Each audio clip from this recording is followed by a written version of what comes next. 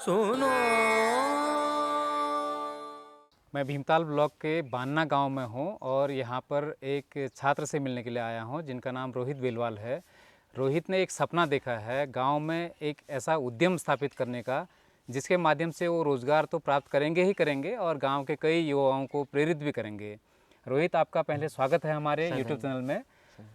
मैं आपसे जानना चाहता हूं कि रोहित, इस समय कौन से क्लास में पढ़ रहे हैं आप? सर अभी मैं 12th में पढ़ रहा हूँ। और कौन से स्कूल में आप सर पढ़ रहे अभी हैं? राजकीय इंटर कॉलेज बान्ना, जो मेरे गांव में ही है स्कूल, उसी से अभी पढ़ाई कर रहा हूँ। अच्छा, अभी बोर्ड दे रहा हूँ मैं। अच्छा, अभी आपके बोर्ड के एग्ज़ाम चल रहे हैं। तो रोहित, जैसा कि बच्चे जब पढ़ाई कर रहे होते हैं तो उनके दिमाग में ऐसे इतने बड़े ख़यालात नहीं आते हैं और इतनी बड़ी सोच उनकी विकसित नहीं होती है, लेकिन फिर भी आपने एक सपना देखा है। उस सपने के बारे में बताइए। सर हमने क्लास 11th में था, तो कौशलम के अंतर्गत हमें ये आइडिया आया था। जो हमारी जीव विज्ञान की मैम, जो डॉक्टर ज्योतिराज प्रसाद मैम ने आइडिया दिया था कि हम इसे शुरू करें, वर्मी कंपोस्ट का। अच्छा, अच्छा, अच्छा। तो हमने 11th से इसे स्टार्ट किया था और अभी स्कूल स्तर पर हमने इसे स्टार्ट किया था उस टाइम पे। तो उस टाइम हमने स्कूल पे ही अपने साथियों से घरों से कच्चा गोबर मंगा के सबसे मंगा के स्कूल पे शुरू किया था। अब इसे मैं अपने घर से स्टार्ट कर रहा हूँ। अच्छा, पहले आपने शुरुआत में जो इसकी शुरुआत करी थी तो स्कूल में करी थी और छोटे लेवल पे था, लेकिन अब इसको आप अपने घर तक लेके आ गए हैं। तो इसकी जो मूलभूत आवश्यकताएं होती हैं, किस तरीके से इसको प्रोड्यूस किया जाता है, उसके बारे में प्रोसेस बताइए। सर इसके लिए तो पहले पेड़ बनानी पड़ती है। सर उसमें मवेशियों का कच्चा गोबर जो 1 महीना पुराना हो, सर उसे डाला जाता है। और केंचुए की जो एक विशेष प्रजाति होती है, आइसिनिया फटीडा, तो उसे डालते हैं। हमने केंचुए की जो प्रजाति होती है, हमने ओखलकांडा से मंगाई थी। अच्छा। जो हमने स्कूल पे डाली थी, जो हम लाए थे 3 किलो लाए थे हम। जो हमने जो स्कूल पे हमने शुरू किया था उस पर हमने 3 किलो केंचुए डाले थे। अच्छा जी। तो जो आपने घर में शुरुआत कर रखी है, तो उससे जो आपका वर्मी कंपोस्ट है वो बनना शुरू हो गया है? जी जी, बनना शुरू हो गया। तो किस तरीके से आप इसकी पैकेजिंग करते हैं, किस तरीके से आप इसको सेलिंग करते हैं? सर हम इसे अभी 1 किलो, 2 किलो, 5 किलो, 10 किलो में सर अभी इसे सेल करते हैं 35 रुपये किलो पे। अच्छा जी। आपने जो एक किलो का जो पैक है उसकी बेसिक कीमत जो है आपने रखी है 35 रुपीज़। सर तो कहाँ कहाँ से इसके ऑर्डर्स आ रहे हैं आपके पास? सर अभी हम नर्सरी पे और अपने स्कूल के स्टाफ और सरस मार्केट पे अभी इसका हम सर इसे अभी हम सेल करते हैं। भीमताल सरस और हल्द्वानी सरस में इसे सेल करते हैं और अन्य गांव के लोग और स्टाफ के लोग, स्कूल के स्टाफ के लोगों को अभी हम इसे सेल करते हैं। अगर एक बार के प्रोडक्शन की अगर हम बात करें तो कितना प्रोडक्शन अभी तक आपने कर रखा है एक बार में? सर अभी तक एक बार में 3-4 हज़ार रुपये का सर अभी है हमारा। अच्छा। सर अभी स्टार्ट है हमारा अभी। हम्म। तो सर अभी इतना हो रहा है। तो बेहतर वर्मी कंपोस्ट बनाने के लिए बहुत ज़्यादा अच्छे लेवल पे उसका प्रोडक्शन होने के लिए क्या क्या सावधानियां चाहिए होती हैं? सर इसे एक तो हमें अपनी क्वालिटी पे ध्यान देना है सर। हमारी सर जो हमने अपनी वर्मी कंपोस्ट बनाई के एकदम 100% शुद्ध है। सर इसमें कोई मिलावट नहीं करते हैं, सिर्फ मवेशियों का कच्चा गोबर और केंचुए से ये बनता है। अच्छा, क्या देखते हैं, क्या संभावनाएं लगती हैं आपको कि जैसे जैविक खाद के बारे में सरकारें भी काफ़ी इसको प्रेरित कर रही हैं, तो आपको क्या लगता है गांव में इसका कितना स्कोप है? सर गांव में सर ज़्यादातर लोग आज के टाइम पे सर रासायनिक उर्वरकों का प्रयोग कर रहे हैं, जिससे मिट्टी की उर्वरकता बहुत कम हो गई है। तो सर अब सरकार भी इस पे ज़्यादा ध्यान दे रही है, ताकि इसे मिट्टी को ख़राब होने से बचाया जा सके, फसलें शुद्ध हो। अच्छा, क्या लागत आ जाती है एक बार के जो आप केंचुए डालते हैं एक पिट में, तो क्या क्या लागत आती है, क्या खर्चे आते हैं उसमें? सर इसमें हम केंचुए भी सेल करते हैं सर। इसके लिए इनके पैकेजिंग करने के लिए सर इसकी पन्नियाँ लेनी पड़ती हैं हमें। अच्छा सर इसके लिए पन्नियों में पैकेजिंग करने के लिए सर इसका फिर पहुंचाना है इसको सरस मार्केट पे। सर उसके लिए सर गाड़ियों का, अच्छा, आने जाने का जो भाड़ा है यस वो सर। लग जाता है यस आपका। सर। तो जैसे बाय द वे, अगर आपने एक इस व्यवसाय को करने की सोची है, इस उद्यम को घर पे ही करने की सोच रखी है, तो आपके माता पिता का कितना सहयोग मिलता सर है? मेरे माता पिता का फुल सपोर्ट है सर मेरे इसमें। सर मेरे इस कार्य में सर फुल सपोर्ट देते हैं इसमें। अच्छा, जैसे कि आप अभी तो बोर्ड के एग्ज़ाम दे रहे हैं, आपके सब्जेक्ट क्या हैं? सर अभी मैं आर्ट साइड से हूँ। अच्छा, यस सर। लेकिन इस काम को करने के लिए जैसे आपके आर्ट के सब्जेक्ट हैं, जाहिर है कि आपके जो सब्जेक्ट हैं वो कहीं से कहीं तक रिलेट नहीं करते यस हैं। सर। इसमें जो वनस्पति विज्ञान है या फिर जंतु विज्ञान है, इसी से रिलेटेड जो, या फिर कृषि विज्ञान से जुड़े हुए जो छात्र होते हैं वो इस काम को करते हैं, लेकिन सर आपको प्रेरणा कैसे आ गई? सर ये आइडिया 11th में था जब मैं, तो जीव विज्ञान की मैम डॉक्टर ज्योतिराज प्रसाद मैम ने इसमें बहुत बड़ा सहयोग दिया। अच्छा। वो आइडिया भी इन्हीं का था कि इसे शुरू किया जाए, इसे गांव स्तर से शुरू किया जाए। तो ये मैम का था आइडिया। अच्छा, आपके जो जीव विज्ञान की जो लेक्चरर हैं Yes, उन्होंने sir. आपको प्रेरित किया सर और उन्होंने आपने उस पर अमल किया। इस पर बहुत बड़ा सहयोग भी दे रखा है। अच्छा, जो केंचुए जो हम डालते हैं, पेट में डालते Yes, sir. हैं, उनको बेहतर एक माहौल देने के लिए, प्रोडक्शन के लिए क्या क्या सावधानियां रहनी चाहिए? सर इस पे एक मॉइस्चर मेंटेन, अच्छा। सर, और इस पे धूप नहीं पड़नी होती है सर। इसे छायादार बनाना पड़ता है। सर और इस पे मॉइस्चर मेंटेन करना पड़ता है। तो कितना समय लग जाता है एक लॉट को निकलने में, कितना समय लग जाता है? सर जाड़ों के दिनों में 60 से 70 दिन में तैयार हो जाती है। अच्छा। और गर्मियों में ये 30 दिन में तैयार हो जाती है। अच्छा, जैसा आपने कहा कि आपके साथ कई बच्चों ने इसको शौक के तौर पे शुरू किया, लेकिन कितने बच्चे ऐसे हैं जो आपकी तरह जो है इसको उद्यम में परिवर्तित कर रहे हैं? सर कुछ बच्चों ने तो इंटरेस्ट नहीं लिया इसमें। सर कुछ मेरे साथी थे जो उन्होंने इंटरेस्ट लिया, तो उनके साथ ही मैंने स्कूल स्तर से शुरू किया। तो सर फिर उन्होंने भी इंटरेस्ट देना थोड़ा कम किया, तो मैंने अपना पर्सनल स्तर पर सर घर से स्टार्ट किया। जैसे बात आती है ना, जैसे प्रोडक्शन तो आपने कर दिया, लेकिन इसकी जो मार्केटिंग है वो किस तरीके से होनी चाहिए? क्या इसके बारे में कोई आपने ट्रेनिंग प्रोग्राम अटेंड किए हैं, या कहीं पे हाट बाज़ार में आपने अपनी शॉप लगाई है? सर इसमें हम राज्य स्तर तक भी गए थे, जो हमने इस बनाया था। अच्छा अच्छा। राज्य स्तर तक हमारा ये गया था, उधर गए थे। और कई जो सरकार के द्वारा स्कीम चलाई जाती है उनमें भी हमने पार्टिसिपेट लिया था इसमें। अच्छा अच्छा। और कोई एनजीओ है उनमें भी गए थे हम। अच्छा, उनके द्वारा भी हमने इसे सेल किया था। अच्छा अच्छा अच्छा। तो संभावनाएं इसमें काफ़ी हैं, सिर्फ इसको एक सिस्टम से करने की ज़रूरत है। तो आगे भविष्य में, जैसे अभी आपने बताया कि 1-2 पीट आपने बना रखे हैं, तो भविष्य में आप इसको कितना विस्तार देना चाह रहे हैं? किस सर लेवल इसे पे मैं एक बड़े स्तर पर ले जाना चाहता हूँ। अच्छा। और रासायनिक उर्वरकों का बहुत कम प्रयोग होना चाहिए, इसके लिए मैं इसे शुरू कर रहा हूँ। हाँ, वो हमारे जाहिर है हमारी सेहत के लिए भी Yes, sir. हमारे लिए नुकसानदेह हैं, और आने वाले समय में सर जो है जिससे कहीं बहुत सारी बीमारियाँ आ रही हैं, तो उसे बहुत ज़्यादा मात्रा में कम करने के लिए। हाँ, काफ़ी हद तक ये चीज़ जो पेस्टिसाइड्स हैं, जो Yes, sir. इंसेक्टिसाइड्स हैं, और जो ऐसी केमिकल वाली जो खादें हैं, वो कहीं ना कहीं हमको नुकसान कर रही हैं। तो अब जैसे भविष्य में आप कह रहे हैं कि बड़े लेवल पर काम करेंगे, तो फिर उसमें मार्केट तलाशना भी एक अपने आप में बहुत बड़ा चैलेंज होता है। Yes, sir. तो किस तरीके से आप लोगों से संपर्क करते हैं कि आपकी बेहतर सेल हो? सर अभी तो मैं सोशल मीडिया पे इसे शेयर करता हूँ। अच्छा। सर यूट्यूब पे भी शेयर कर रखा है। सर और कई लोगों के माध्यम से इसे मैं पहुँचा रहा हूँ अपने प्रोडक्ट को, कि ताकि लोगों तक पहुँच सके। और आप जैसे सरकार के जो स्कीम्स होती हैं, जो कोई कार्यक्रम होते हैं, उनसे क्या सपोर्ट लेना चाहते हैं? क्या आपकी उम्मीदें हैं सरकार से कि आप इस काम को अपने घर पर ही रह करके बेहतर तरीके से कर पाएँ? सर इसमें मुझे सरकार से यही सपोर्ट चाहिए कि सर इसमें मुझे थोड़ा वो दिया जाए कि मैं इसे शुरू कर सकूं। अच्छा, आर्थिक कहीं ना कहीं Yes, एक sir. सपोर्ट आपको चाहिए Yes, sir. होगा।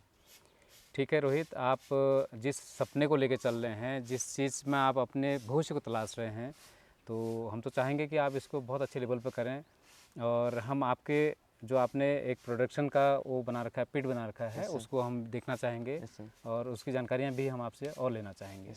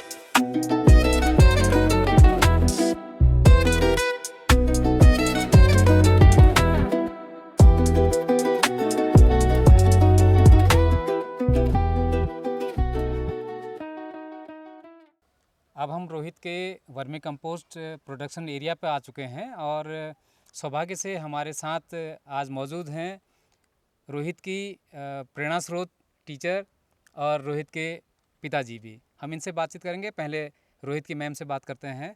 मैम, आपका स्वागत है।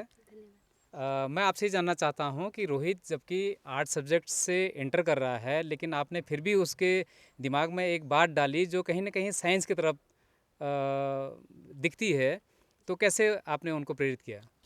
जी धन्यवाद सर। ये भारत सरकार का कौशलम प्रोग्राम जो चल रहा है, जिसके अंतर्गत बच्चों में, युवाओं में एक उद्यमशील मानसिकता का विकास करना है। एक बच्चा जो है एक उद्यमी की तरह सोचे, ऐसा एक एटमॉस्फेयर तैयार करना है।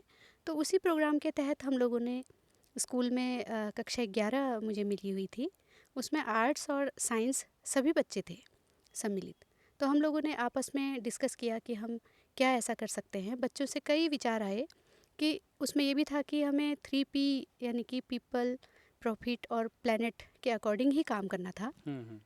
तो इसके लिए बच्चों से कई तरह के विचार आए कि हम अपने क्षेत्र में उपलब्ध लोकली जो चीज़ें हमें उपलब्ध होते हैं संसाधन, उन्हीं का प्रयोग करते हुए हम कोई उत्पाद तैयार करें और फिर उसको एक मार्केट में जाकर हम एक उद्यमी की तरह कार्य करें। उसके एक निश्चित स्टेप्स होते हैं जिनको हमें फॉलो करना होता है। हालांकि आर्ट्स और साइंस का ये है कि सभी चीज़ों में हम जो एक निश्चित चरण के रूप में जब हम कार्य करते हैं तो वो विज्ञान ही कहा जाता है। स्टेप वाइज जब अगर हम कार्य करते हैं तो उसे हम विज्ञान ही कहते हैं। तो इसमें आर्ट साइड और साइंस का उतना रोल नहीं है। हालांकि भारत सरकार ने इसमें BSF जिसको कहते हैं कि बिजनेस सपोर्ट फंड के रूप में कुछ विद्यालयों को चयनित करके उसमें 5,000 की उनको अमाउंट दिया था। लेकिन हम लोगों को कोई इस तरह की कोई आर्थिक सहायता या ऐसा कुछ भी हमें प्राप्त नहीं हुआ। और बच्चों के बीच से ही जब हमने क्लासेस ली तो एक ऐसा भी आइडिया हमारे पास आया कि क्यों ना हम पीपल, प्रॉफिट और प्लैनेट को ध्यान में रखते हुए वर्मी कंपोस्टिंग करें। उसके लिए हमने स्कूल में वर्मी कंपोस्टिंग शुरू की, वहीं पर बेड बनाया और ओखलकांडा से जो आइसिनिया फेटिडा एक स्पीसीज होती है वर्मी कंपोस्ट बनाने के लिए, वो हमने परचेज की। तो अपने संसाधनों का प्रयोग करते हुए ही हमने कोशिश की।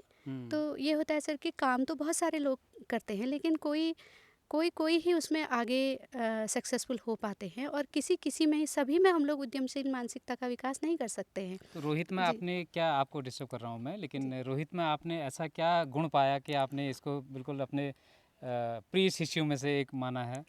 जी, रोहित ने जब हमने काम शुरू किया तब उसको ये अंदाज़ा नहीं था कि ये काम आगे चलकर इतना अच्छा होगा या एक वो उद्यमशील मानसिकता का विकास उसमें होगा या वो एक उद्यमी की तरह कार्य करेगा। लेकिन उसने इस बात को माना, उसने विश्वास भी किया और बहुत ही मेहनती लड़का है वो। उन बच्चों में वो सबसे अधिक मेहनत करता था। छुट्टियों में हालांकि उसका घर और स्कूल के बीच में काफ़ी डिस्टेंस है, फिर भी वो छुट्टी के दिनों में आकर वहाँ मॉइस्चर मेंटेन करना है, देखना है कि वहाँ छत सही तरीके से है नहीं है और मॉइस्चर प्रॉपर है नहीं है, ये सब वो चेक करता था। तो अन्य बच्चों से कहीं ज़्यादा वो काम कर रहा था उसमें और बिल्कुल इस तरह से कार्य कर रहा था कि जैसे एक वास्तव में एक उद्यमी करता है। तो जाहिर है जी। आपने भी शोध कार्य किया हुआ है, तो आपका शोध का जो क्षेत्र था, विषय था, वो क्या था? कुछ उसकी भी जानकारी दीजिए। जी, जी सर, मेरे शोध का विषय भी यही था। उसमें अर्थवर्म्स ही थे, biodiversity of earthworms and hmm, their role in nutrient turnover in hmm, cultivated and mix forest soils. उसमें हुँ, मेरा रिसर्च रहा। हुँ, तो मुझे उस बारे में कुछ थोड़ी बहुत जानकारी तो थी हुँ, कि कैसे अर्थवर्म काम करते हैं, क्यों वो सॉइल इंजीनियर्स कहे जाते हैं, हुँ, क्यों वो किसानों के मित्र कहे जाते हैं। हुँ, और समय की मांग को देखते हुए भी हुँ, हमें जैविक कृषि के रूप में कार्य करना ही था हुँ, आने वाले समय में भी। बिल्कुल। तो इसलिए मैंने सोचा कि थोड़ा बहुत जो मुझे पता है मैं उनको भी बताऊं, बच्चों को भी बताऊं, और बच्चों ने इंटरेस्ट लिया हुँ, और रोहित ने उसको एक उद्यमी के रूप में शुरू किया। जी। बिल्कुल। कुछ ही शिक्षक ऐसे होते हैं जो अपनी विद्या को, अपनी निपुणता को, अपनी कुशलता को अपने बच्चों में हर हाल में ट्रांसफ़र करना चाहते हैं, उनके जीवन को भी ट्रांसफ़ॉर्मेशन की दौर से गुजारना चाहते हैं। उन्हीं में से डॉक्टर ज्योतिराज प्रसाद हैं, जिन्होंने अपने शिक्षण कार्य के साथ-साथ एक उद्यमी को भी प्रेरित किया है और रोहित आज की डेट में अपने कार्य को कर रहा है। आपका बहुत-बहुत धन्यवाद। मैं आपको मुखातिब करवा रहा हूँ उनके रोहित के फादर से। सर, आपका बहुत-बहुत स्वागत है जी, हमारे यूट्यूब धन्यवाद चैनल जी। पे। जैसा कि आजकल पेरेंट्स हर कोई अपने बच्चों को कहीं न कहीं अच्छे स्कूल्स में डाल करके या फिर कोई वोकेशनल ट्रेनिंग करा करके बाहर भेजना चाहते हैं, लेकिन आपका बेटा यहीं पे गाँव के स्कूल में पढ़ते हुए अपना एक स्टार्टअप शुरू कर रहा है। तो आपका किस तरीके का व्यवहार उसके साथ है? कैसा आपका सपोर्ट है? देखिए, आज के परिवेश में संसाधनों की बहुत कमी है, तो हम बाहर तो पढ़ा नहीं सकते थे। हमारा जो गाँव का विद्यालय है, एक अच्छा नाम वाला विद्यालय है ये। हुँ, हुँ। इसमें हमारा बच्चा पढ़ रहा था, हुँ, तो इनको इस काम के लिए प्रेरणा मिली स्कूल से ही। हुँ, तो डॉक्टर ज्योतिराज प्रसाद मैडम हैं, हुँ, तो इस बच्चे ने मेरे को घर में आके बताया, हुँ, पापा हम ऐसे कुछ स्कूल में गतिविधियाँ कर रहे हैं, हुँ, सारे बच्चे हम मिलके कर रहे हैं हुँ, और मैडम की देख रेख में। हुँ, स्कूल का सपोर्ट तो था ही, हुँ, काफ़ी अधिक था, तो हमने सोचा क्यों ना घर से भी सपोर्ट किया जाए। हुँ, हुँ, हुँ।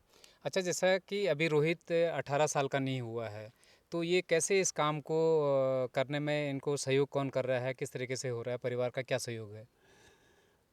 अभी 18 साल होने में कुछ महीने हैं, हुँ, चूँकि एक उद्यमी के तौर पर हुँ, स्कूल की शिक्षिका जो डॉक्टर ज्योति प्रसाद जी ने जब तैयारी कर लिया था, हुँ, हुँ।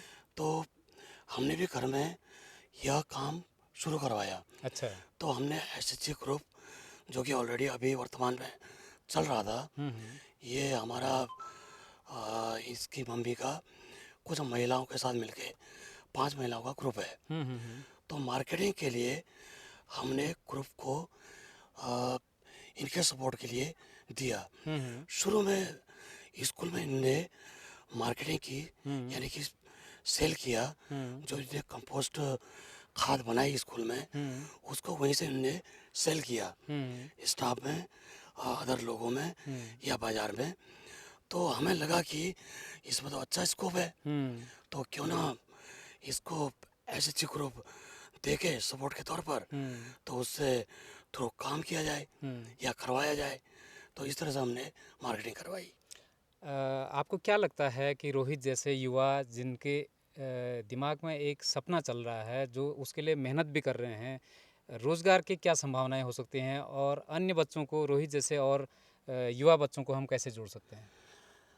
आजकल कंपटीशन बहुत ज़्यादा है रोज़गार की तरफ, और सरकारी नौकरी की तरफ न भागते हुए हुँ, जो भी हमारे पास संसाधन है, हुँ, सीमित संसाधन, उसमें हमने अपना गुजारा करना है। हुँ, तो रोहित को हम काम, 4 हमारे पास जानवर हैं, हुँ, उसमें हम सब्जी उत्पादन, दुग्ध उत्पादन या फसल उत्पादन हुँ, और इंटर क्रॉपिंग जिसको हम आंतरिक फसल कहते हैं, इस तरह का काम भी हम हुँ, ऑलरेडी करते हैं। हुँ, साथ साथ पे जब हमारे को स्कूल से यह चीज़, एक नई चीज़ मिली, हुँ, तो हमने कहा क्यों ना इस काम को भी इसके साथ अटैच कर दिया जाए हुँ, या कर लिया जाए, हुँ, जो कि रोज़गार फ़र्क सिद्ध हो सकता है। तो और अदर बच्चों को, पास पड़ोस के, गांव के या गांव के आसपास के बच्चों को देखकर भी कल को यहाँ पर आ भी सकते हो, देख भी सकते हैं और प्रेरणा ले सकते हैं कि आपने किस तरह से तैयार किया। कोई यही काम नहीं है करने के लिए, बतरे एंटरप्राइजेस या क्रियाकलाप हैं उसमें भी कर सकते हैं, बिल्कुल बिल्कुल। लेकिन सीख यहाँ से ले सकते हैं। बहुत शानदार। आप इतने सजग पिता हैं जो अपने बच्चों को अपने जो ट्रेडिशनल खेती है, जो जैविक खेती है, उसके तरफ ला करके इसी से उद्यम भी विकसित करना चाह रहे हैं जी। और बच्चों को भी प्रेरित करना चाह रहे हैं कि बच्चे जो इस टाइप के काम करना चाहें कोई भी अन्य फील्ड में भी, तो उनको भी यहाँ से प्रेरणा लेने की आवश्यकता है। ऐसे माँ बाप का सहयोग जहाँ पर होता है तो बच्चे निश्चित रूप से, बिल्कुल निर्बाध रूप से अपने काम को खुशी खुशी करते हैं और उसमें सफलता भी मिलती है। मैं ये जानना चाहता हूँ कि क्या अभी तक आपने कहीं पर कोई कॉन्टैक्ट्स किए हैं इसके लिए, इसकी पब्लिसिटी के लिए या मार्केटिंग के लिए? इसके लिए कुछ लोग, जो बाहरी लोग आते हैं, उनसे हमने संपर्क किया, जो कि मेन काम इसमें हमारा जो फील्ड दिख रहा है, किचन गार्डन, छोटे छोटे, जब भूमि सीमित हो गई है, यानी कम हो गई है, छत पे कोई सब्जी उगाना चाहे या आंगन में करे, कोई क्यारी छोटी छोटी नर्सरी करे, गमलों में सब्जी उत्पादन करते हैं, फूल उत्पादन करते हैं, उन चीज़ों पे हमने संपर्क किया हुआ है और कईयों पे हमें पॉजिटिव चीज़ें मिली हुई हैं मार्केटिंग के लिए कि हम आपसे परचेज़ करेंगे। हमने बेचा भी है। सरस मार्केट पूरे उत्तराखंड में है, 13 जिलों में, तो उनको हमने अभी फोकस किया अपने क्षेत्र के सरस मार्केट से। वहाँ पर ऑलरेडी हम मार्केटिंग अभी कर रहे हैं। धन्यवाद बिलवाल जी, आपने बहुत अच्छी अच्छी बातें यहाँ पे साझा की। और दर्शकों, मैं आपको बताना चाहता हूँ कि ऐसे माँ बाप जिस घर में होते हैं तो बच्चों का मनोबल निश्चित रूप से बिल्कुल ऊंचाइयों पर होता है और वो सफल भी होते हैं। यही पहल करने की आवश्यकता है। बच्चों में नौकरी का दबाव जिस तरीके से बढ़ रहा है, जिस तरीके से कॉम्पिटिटिव एग्ज़ाम्स क्रैक करना बड़ा मुश्किल हो रहा है और रोज़गार भी बड़े सीमित उसमें आ गए हैं, तो हमको अपना स्टार्टअप शुरू करना चाहिए, एंटरप्रेन्योरशिप की तरफ हमको जाना चाहिए। अपने व्यवसाय से अपने घर पर रह करके अपने पहाड़ को हम पलायन से बचा सकते हैं। हम अपने जैविक खेती को प्रमोट करके इसमें जो स्वास्थ्य को नुकसान हो रहे हैं आज की डेट में, जो केमिकल्स से पैदा हो रही पैदावार है उससे नुकसान हो रहे हैं, तो उससे भी हम बच सकते हैं। आप सभी का बहुत बहुत आभार। धन्यवाद। अब हम लोग जो है वर्मी कंपोस्ट कैसे प्रोड्यूस की जाती है, कैसे इसका प्रोडक्शन होता है, उसकी प्रोसेस जानेंगे। आप दोनों तीनों लोग जो है यहाँ पे हैं, तो आप बताएंगे इसकी प्रोसेस क्या है, इसके बारे में हम जानते हैं। ये हमारे घर के मवेशियों का कच्चा गोबर है जो यहाँ पर स्टोर कर रखा है। जो इसको ठंडा करने के लिए हम यहाँ पर रखते हैं। 1 महीना पहले हम इसे इकट्ठा कर लेते हैं इसकी गैसों को निकालने के लिए, ताकि कैंचों को नुकसान ना हो। तो हम इसे 1 महीना पहले से यहाँ पर स्टोर कर लेते हैं बेड के लिए। जो ठंडा करा हुआ गोबर होता है हम इस वर्मी बेड में डाल देते हैं और इस पर फैला देते हैं और कैंचुए इसके ऊपर डाल देते हैं, जो अपने आप नीचे चले जाते हैं और अपना काम शुरू करते हैं। इसका मॉइस्चर मेंटेन करने के लिए हम इसके ऊपर जूट बोरे लगाते हैं, जूट के जो बने होते हैं मॉइस्चर मेंटेन करने के लिए हम इसके ऊपर डालते हैं। और यह 2 महीनों के जाड़ों में 2 महीनों के अंदर ये तैयार हो जाती है। 2 महीनों के अंदर ये तैयार हो जाएगी। इसका रंग काला होने लगता है, चाय पत्ती के दाने की तरह यह इसका रूप बदल जाता है और ये चाय पत्ती की दाने की तरह दिखती है। कंपोस्ट तैयार हो जाती है, हम उसे छानकर इस टाइप से पैकेजिंग करते हैं। हम 2 किलो, 5 किलो और 10 किलो में इसे पैक करते हैं। अभी यह 5 किलो की हमने पैकेट में इसे पैक किया हुआ है, जो अब मार्केट में बिकने के लिए जाएगा। तो दर्शकों, ये था रोहित का स्कूल से लेकर सरस तक का सफ़र। उम्मीद है आपको पसंद आया होगा। और यदि आप भी इस बच्चे को सपोर्ट करना चाहते हैं, इस युवा उद्यमी को अपने कार्य के लिए और प्रेरित करना चाहते हैं, तो कंपोस्ट खाद खरीदने के लिए इनसे व्यक्तिगत रूप से कांटेक्ट भी कर सकते हैं। हम नंबर इनका डिस्क्रिप्शन में दे देंगे। और आप एनजीओ के माध्यम से, हमारे धात एनजीओ के माध्यम से भी अगर आप चाहते हैं तो आप इस खाद को घर बैठे प्राप्त कर सकते हैं। बहुत बहुत धन्यवाद।